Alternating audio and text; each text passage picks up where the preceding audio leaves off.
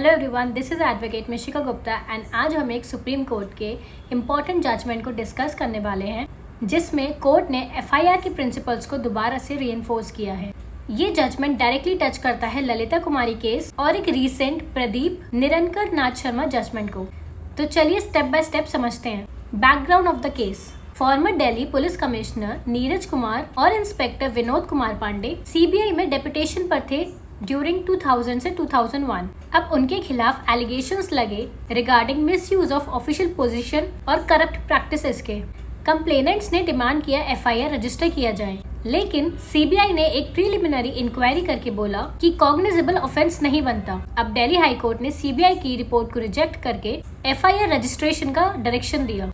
अब ऑफिसर्स ने इस ऑर्डर को चैलेंज किया सुप्रीम कोर्ट में। So now what were the issue before the court? क्या प्रीलिमिनरी इंक्वायरी की रिपोर्ट एफआईआर रजिस्ट्रेशन को रोक सकती है? सेकेंड इशू, क्या हाई कोर्ट अपना कंक्लूजन दे सकता है अगर प्राइमा फेसाई कॉग्निजेबल ऑफेंस दिखा रहा हो, चाहे सीबीआई ने कुछ और बोला हो? अब इस पर सुप्रीम कोर्ट के क्या ऑब्जर्वेशंस थे? अब इसमें बेंच थी honourable justice Pankaj Mittal and justice Prasanna B Varale की। अब इसमें कोर्ट ने क्लियर बोला प्रीलिमिनरी इंक्वायरी रिपोर्ट कंक्लूसिव नहीं होती। ये सिर्फ एक इनिशियल डॉक्यूमेंट है जो एफआईआर के पहले बनाया जाता है, लेकिन लॉ के हिसाब से एफआईआर रजिस्टर करने के लिए प्रीलिमिनरी इंक्वायरी मैंडेटरी नहीं है। Reliance on Lalita Kumari versus government of UP case 2014, अगर information prima facie cognizable offence disclose करती है तब एफआईआर कंपलसरी होता है under section 154 CrPC. Preliminary inquiry की जरूरत सिर्फ कुछ एक्सेप्शनल केसेस में ही होती है, जैसे कि matrimonial disputes, commercial transactions, medical negligence cases में।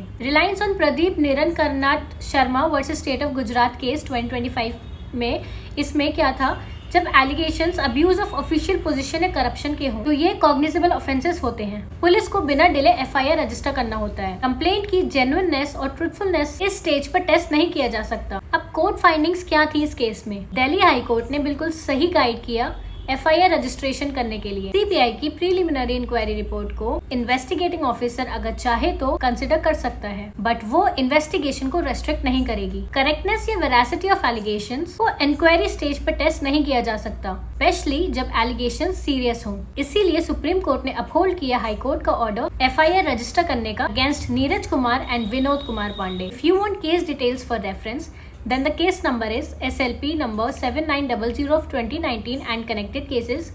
Case title is Vinod Kumar Pandey and another versus Sheesh Ram Saini and others. So FIR registration mandatory है if cognizable offence is disclosed under section 154 of CRPC and now 173 of BNSS. Preliminary inquiry report is not binding. Courts can still direct to FIR. Allegations of corruption or abuse of office always cognizable offences. FIR registration बिना delay के होना चाहिए। अब ये judgement reinforce करता है Lalita Kumar case को और रिसेंट प्रदीप निरंकर नाथ शर्मा के प्रिंसिपल। तो ये था लैंडमार्क जजमेंट जो एफआईआर रजिस्ट्रेशन के लॉ को और क्लैरिफाई करता है। आपको क्या लगता है, प्रीलिमिनरी इंक्वायरी का रोल होना चाहिए या फिर एफआईआर रजिस्ट्रेशन बिना डिले होना चाहिए? कमेंट में अपना ओपिनियन जरूर शेयर करना। If you found this video helpful, do like, share and subscribe to this channel. Thank you for watching.